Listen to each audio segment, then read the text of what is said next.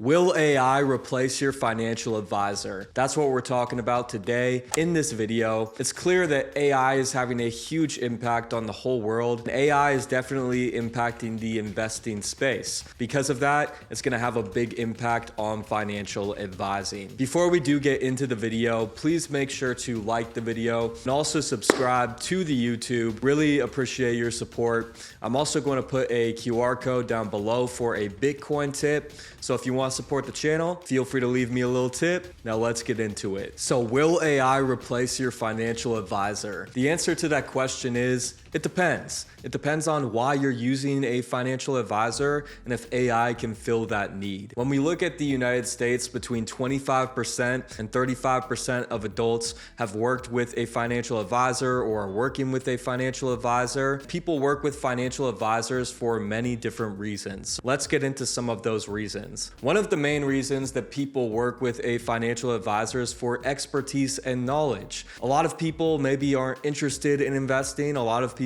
maybe aren't knowledgeable about investing, and they want to work with someone who is a professional in the space, someone who has made good investments before, someone who knows about good investments that can help them build their wealth. And this is an area where I think that AI could replace some of that demand that we see for traditional financial advisors. Why? Because people can use these chatbots, things like ChatGPT or some of these AI tools and services, and they can do the research on their own. They can work with the AI who has access to this whole world of information and data. This AI can process it quickly. It can go through a lot more data than a person, a traditional financial advisor. And if someone is willing to put in the work, they can use AI to come to their own conclusions on what they want to invest in and make their own investments. And for me personally, I'm a total nerd about investing. I like doing the process by myself. So I think it really depends on if you're a person that wants to do that, right? If you want to make your own decisions, your own investments, then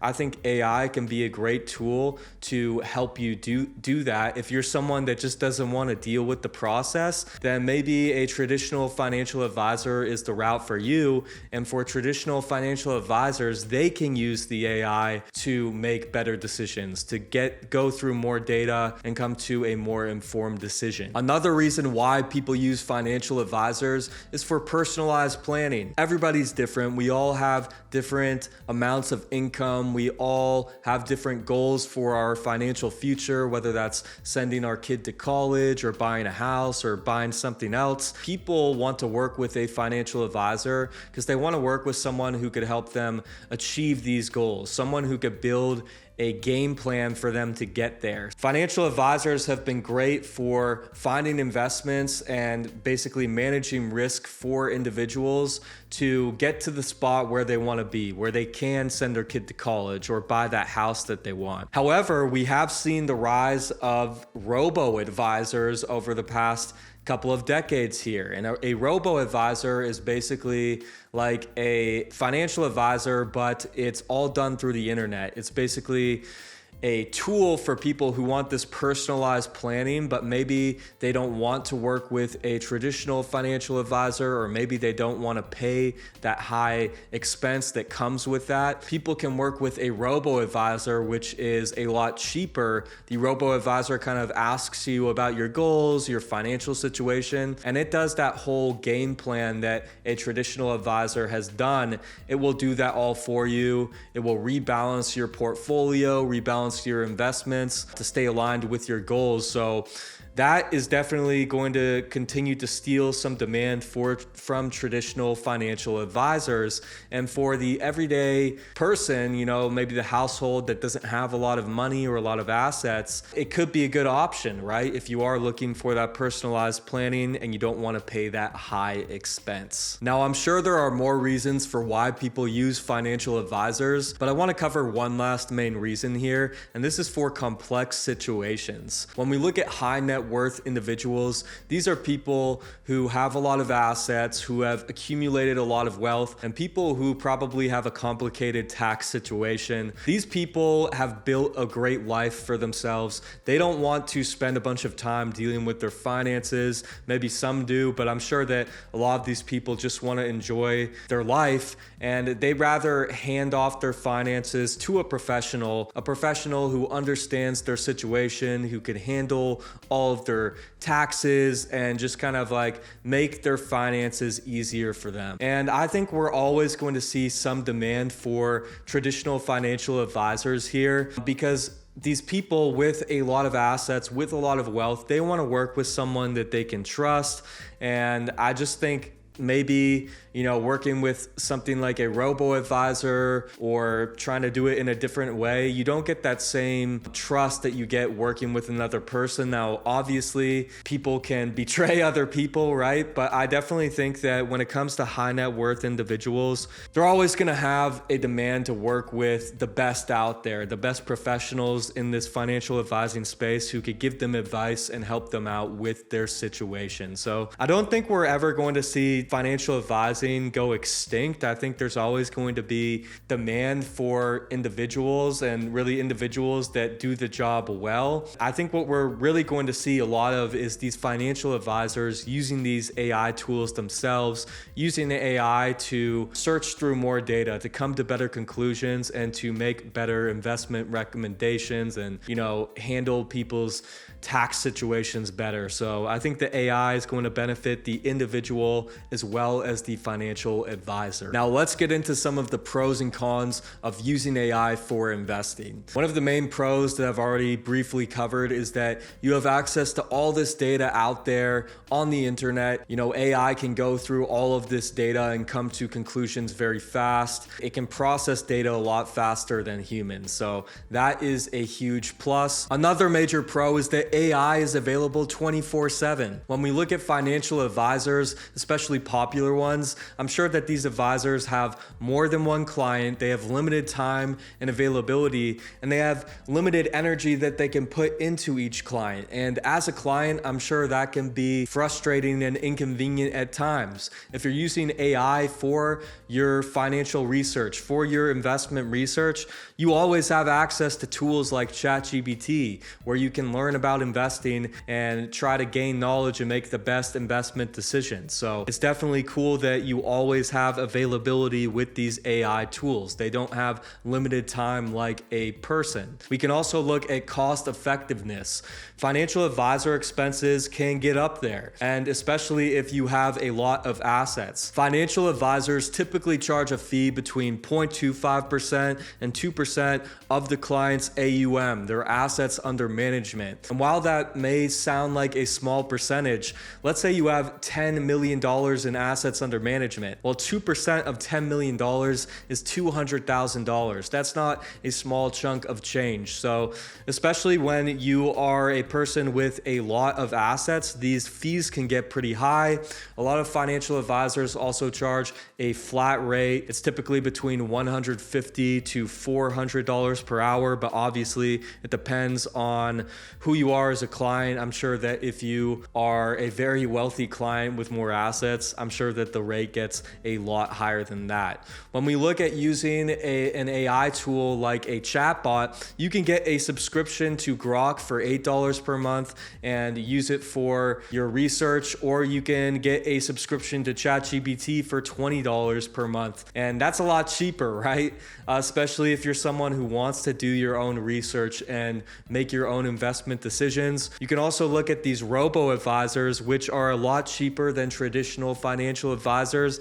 They're typically charging a fee of 0.25%, I believe. Definitely a better option for some people who maybe can't afford a traditional financial advisor, who don't want to pay 2% of their assets. The main concern that I see when it comes to using AI for investing is the fact that AI is a very nascent technology. We are in the beginning stages of AI, and sometimes when I use these AI tools tools like ChatGPT or Grok, it will give me outdated information or even sometimes information that I think is incorrect. That maybe comes from the fact that this is a new thing, right? This is a new technology, and maybe we should have limited trust in this AI until it continually improves and proves to us that the information it is giving us is the best information we can get. So I'm very interested to see what AI looks like 10, 20 years from now and how good these AI tools get. I think that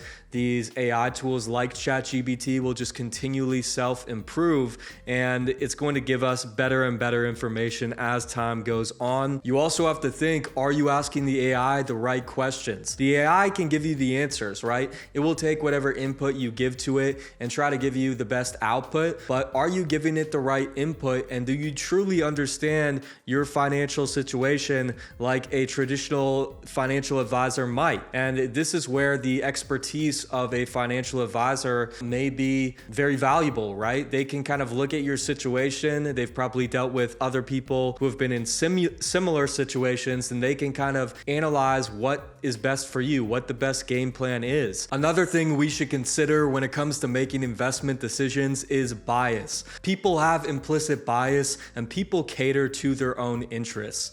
When we look at these AI tools, these chatbots, things like Grok and ChatGPT, I believe that most of the output that we get from these tools is objective just from using them over time. But something that we need to keep in mind is that Grok is headed by X and Elon Musk. There may be some bias there when it comes to the output we get. And ChatGPT is headed by OpenAI and Sam Altman, and there may be some bias there. And when we look at these AI tools, someone is creating this tool, right? And if they think that they can influence people by, messing with the code or changing the output, maybe that's something that people are going to do.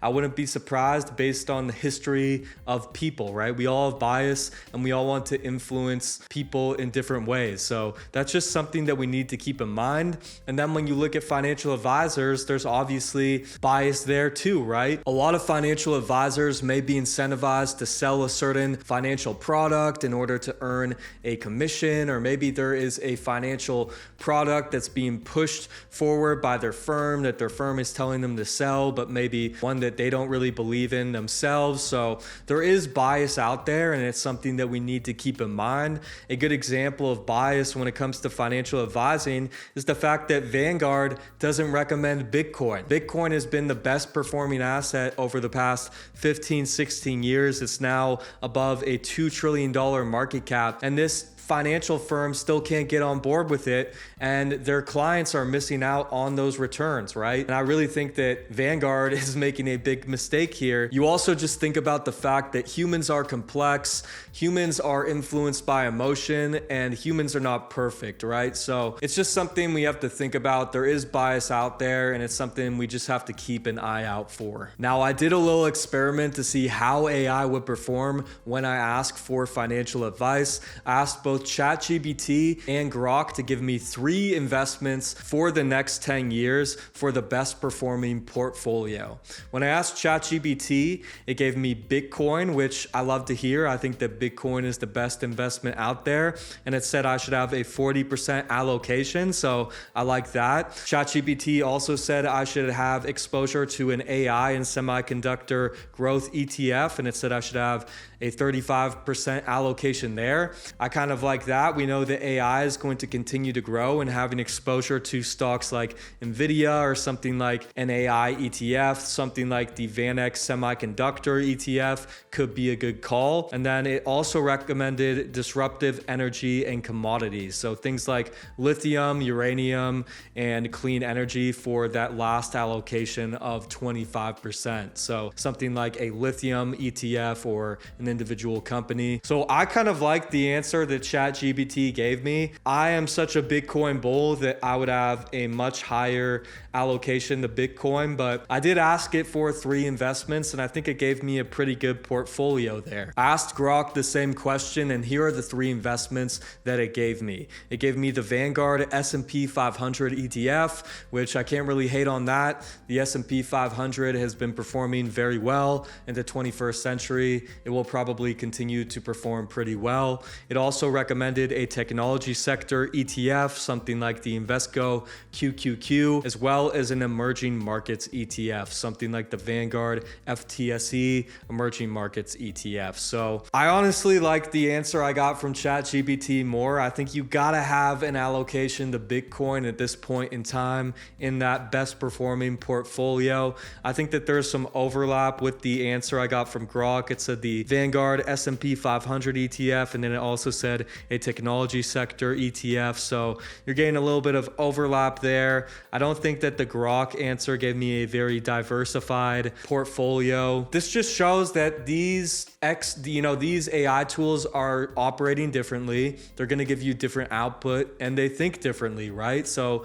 maybe if you are using AI for your investment research, maybe you want to use multiple AI tools. Maybe you want to make sure that you don't just use the first output you get. I briefly want to talk about Robo-Advisors. I've mentioned them a couple of times throughout this video. And like I've mentioned, Robo-Advisors are kind of like a traditional financial advisor, except it's not a person. You're basically just working with a computer, right? Working with a system, and it is kind of outlining that game plan for your investment goals, and it's managing your different investments, rebalancing your portfolio.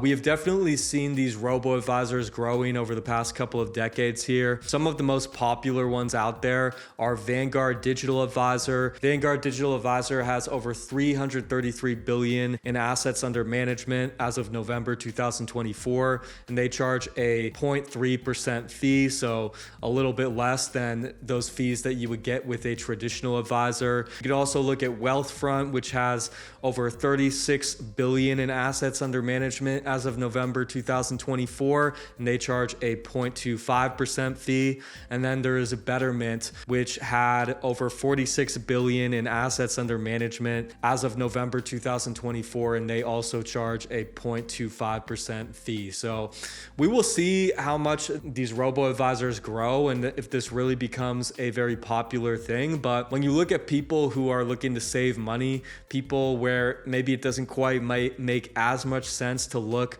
for a traditional financial advisor, this may be an easier and cheaper option for them. Now, one last thing that I want to include in this video is the impact of Bitcoin on financial advising. I had to get my Bitcoin spiel in here somewhere. This is a Bitcoin show. Bitcoin is going to have a big impact on financial advising, and here is why. Why do people invest, right? Why do people work with financial advisors?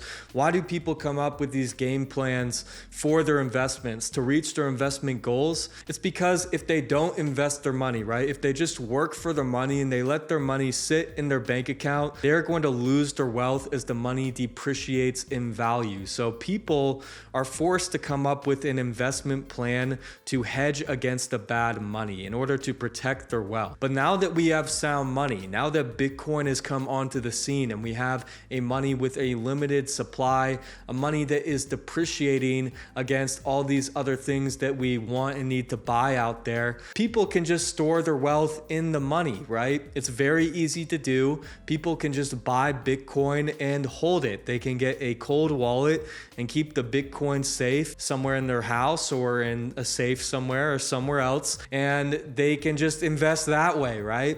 If you don't have to go through this complicated game plan of investing and you can just buy Bitcoin and outperform most other investments, then I think that's something that people are going to do. To wrap up this video, I want to emphasize that this is not financial advice. Definitely do your own research when it comes to making any of your investment decisions. I think that AI is going to have a big impact on the investment space. I think that financial advisors will be impacted as individuals can use AI to make their own investments and maybe look away from financial advisors. I think that there will always be some demand for traditional financial advisors, especially the ones that are very good at their job. And I think that financial advisors will utilize AI to analyze data better and make more informed decisions for their clients. So AI is going to have a big impact on this space. That's going to wrap it up for this one. If you didn't like and subscribe, please make sure to do that now. Thanks for watching.